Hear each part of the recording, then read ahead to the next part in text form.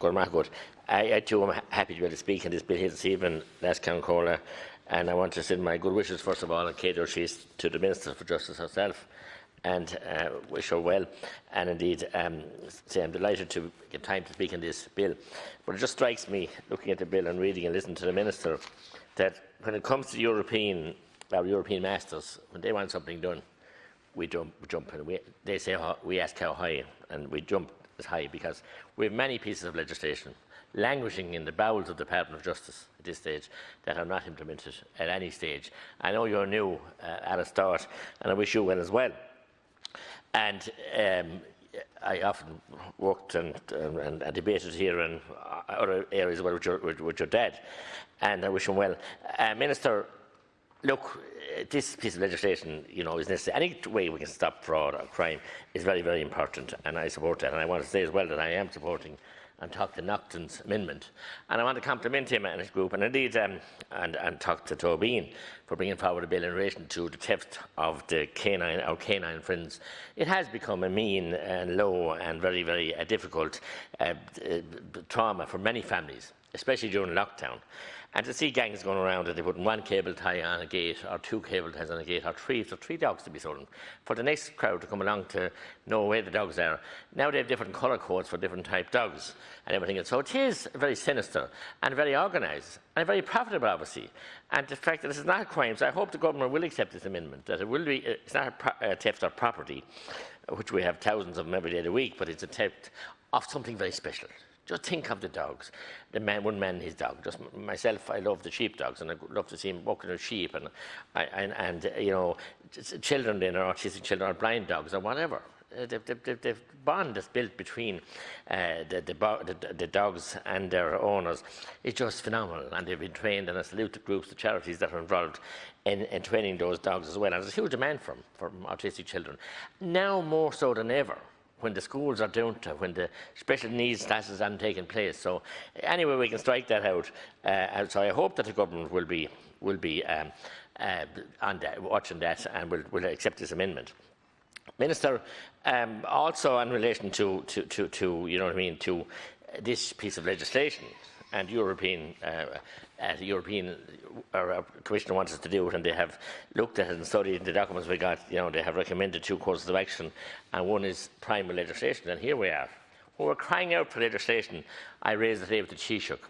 Legislation is brought in to put some bit of manners or respect on companies that are out there, big supply companies, utility companies, who are fleecing people. They gave 6 weeks of 8 weeks, of a moratorium to people for the talk about standing charges.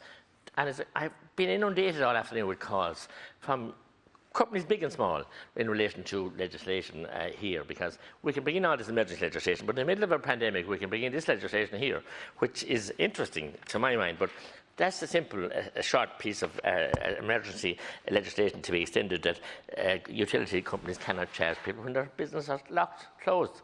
Now, the Taoiseach did tell me today the government didn't close any premises for the virus. Well, that's a new element of spin. I think we're gone completely now, because it was an act of this House. Some I voted for at the start, we all did, and brought into it, and I heard you last Concola being very rigorous in your questioning, and rightly so, and well able to do it. And we, by our acts here, to close down the House and give the Minister for Health inordinate powers to do what he liked, literally. And then the Taoiseach stand up today, someone needs to pinch him and see he's in the real world. Like he said, with no bank bailout. It's the government here. We cannot say blame the HSE for closing St Bridget's Hospital in Carrick or anything else. Blame somebody else, blame it. Pass on the blame. He is the Taoiseach. For a while he was confused with the Taoiseach, which was which, the Taoiseach or the Taoiseach, or the Taoiseach or the Taoiseach, or who was Taoiseach or who was Taoiseach. But at this stage he should have known that he's the boss and the buck stops with him. And the legislation with this House passed while ministers are delegated roles to do, does Cabinet collective responsibility. So I, for instance, Minister, or last Concola, brought in a scrap and precious metal bill twice here, before your time, actually, Concola, and again during your time. And a very important piece of legislation, because right today, precious buildings, protected buildings, are being stripped of their lead, are being stripped of their door knockers in Dublin, Georgian buildings and everything else. And worse than that, telecommunications lines. We almost had major fatalities in Limerick Junction because of the line being stolen, copper wire being stolen for a kilometre outside of Limerick Junction. but for swift action of linesmen and Road Éireann men, there would have been head-on collisions.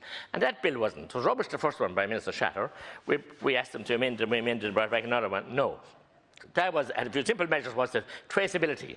Anybody that was buying or selling scrap metal had to have a PPS number. You had to hold the piece of item that you bought for a specified period, so that the Gardaí could find it, and it went back to the gold and silver and your PPS number. So first of all, it was very lucrative would have been for the coffers of the exchequer, but there would also be traceability and time for Garda Síochána to deal with it. Rubbished. So we couldn't act on that. And now we can act because Europe wants us to act on this. In spite of other countries and jurisdictions did act on this and on that area. And farmers, farm theft, farm buildings, farm machinery, farm equipment, and house owners, all those kind of valuable items are being taken and destroyed, and the vast reservoir of artefacts. Some of the precious artefacts that some were on motorways put up artistic sculptures were sawn down, mown down with a gas torch at night and taken away. They stopped at nothing. They stopped at laid on church roofs of churches, so we didn't deal with that. There's lots of things we haven't dealt with, and white-collar crime is a big one, Minister. And it's a huge one, and you know what I mean, and we can see it going on, and we can see what the regulators in many areas here are not dealing with these issues. And we've seen whistleblowers in the past have been vilified. And Minister, as you speak, the Department of Justice, actually the prison service are going to hold interviews next week. And I've been contacted by concerned people about the interview process and the boards and the makeup of those boards. No response. Seems to be the Wild West, do what they want. We also, I missed the debate on GSOC, and I'm sorry, last Council, the Council called me, he'd allow me to say something on it here because of the lack of people, backbenchers didn't turn up, and you can't watch your debates, so it went early as well. It's impossible. They want more time taken off us independents, but yet they won't turn up for the time.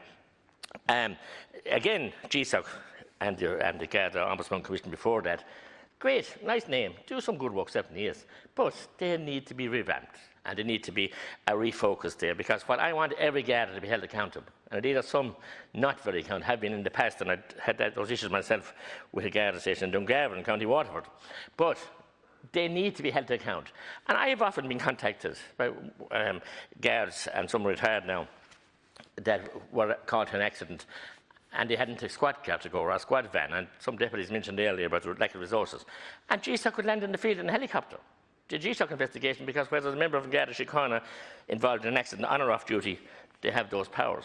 I think that is totally extraordinary. We saw a case recently in the courts where GSOC took a Garda to the courts, and the judge lambasted him, and rightly so, I think. Garda was doing his duty. And next thing, GSOC found that they'd bring this Garda all the way to the courts and vilified him.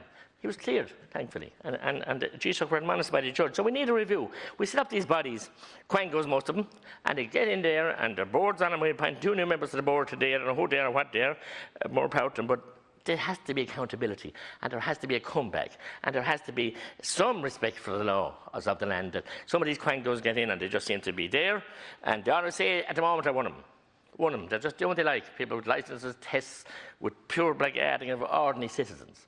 And there seems to be no accountability.